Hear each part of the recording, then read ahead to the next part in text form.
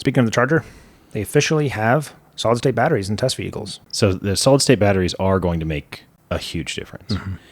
I don't know how much you've looked into solid-state batteries. A little bit. It's a sliding scale. You can call something a solid-state. There's not a single unified definition. Right. Basically, if it's anything less than the lithium-ion liquid cathode we're used to, then people can call it a solid-state. There's the fantasy level of solid-state batteries, and those are like 10 times the power density and 20 times the charge life or whatever.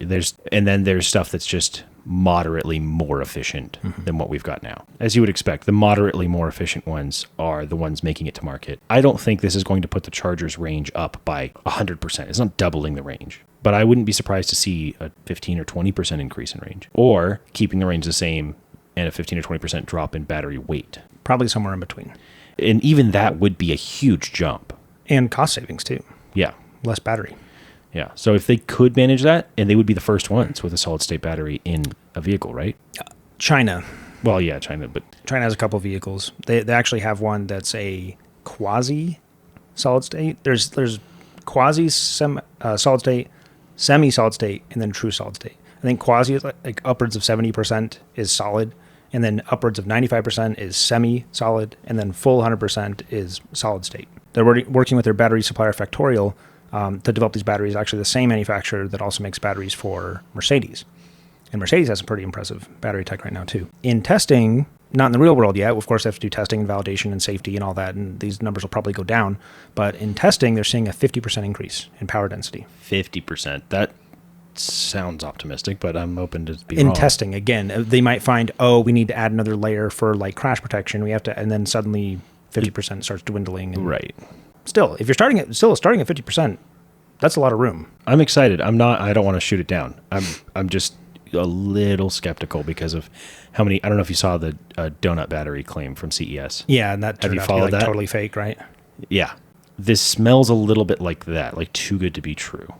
And there's been plenty of that too good to be true stuff, especially around solid-state batteries. So I will reserve judgment until I see a car on the road with actual mileage that improves. What they're getting in testing is not what the production vehicle is going to get. They've reported energy density of 375 watt hours per kilogram, which for reference, Tesla's 4680 cells are 270 watt hours per kilogram. Which was already a big jump from the 18650s. Yeah, so that's about 50% improvement. So again, in testing. In production, it will certainly be lower than that. Rapid charging, they claim from 15 to 90% in 18 minutes. That's aggressive. Yeah. But what's the kilowatt rate? How quickly? It's really the C rate is what we need to know. In all likelihood, China will be the first ones to claim the title of the first production solid-state batteries, or at least at the minimum solid-state batteries. This vehicle here is likely going to be the first semi-solid-state vehicle. Purchased a British name, MG.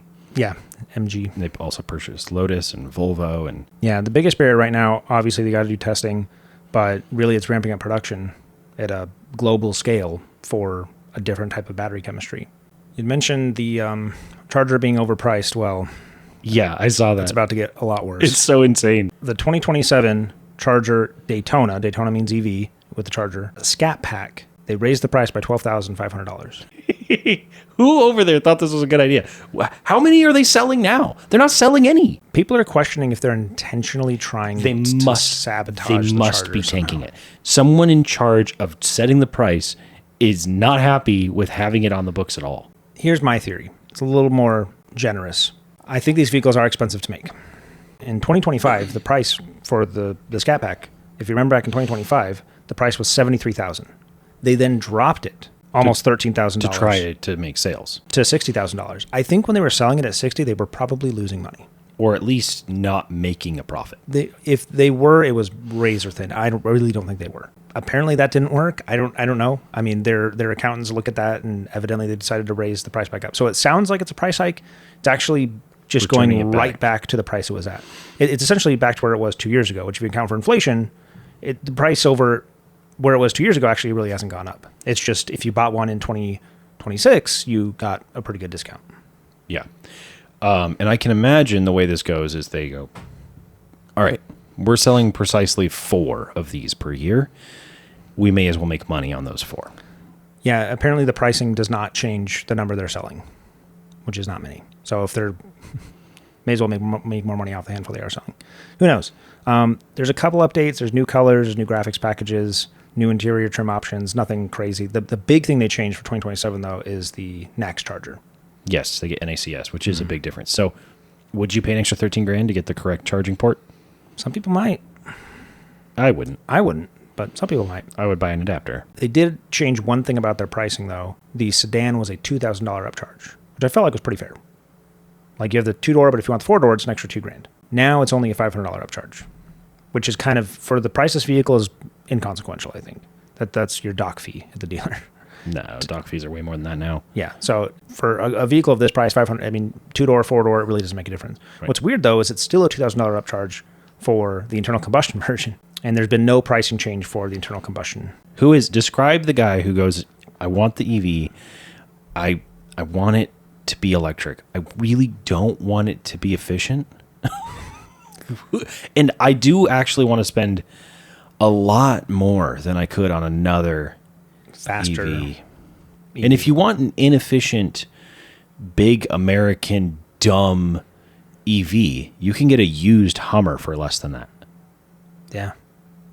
I would prefer the Hummer.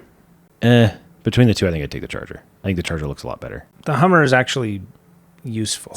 That's true. I don't know. Anyway, it would be a tough decision if I had to make that decision. But what I'm getting at is, who's this for? Yeah, who's it for? I don't know. Especially now with the price bump. I didn't know a year ago. I don't know now.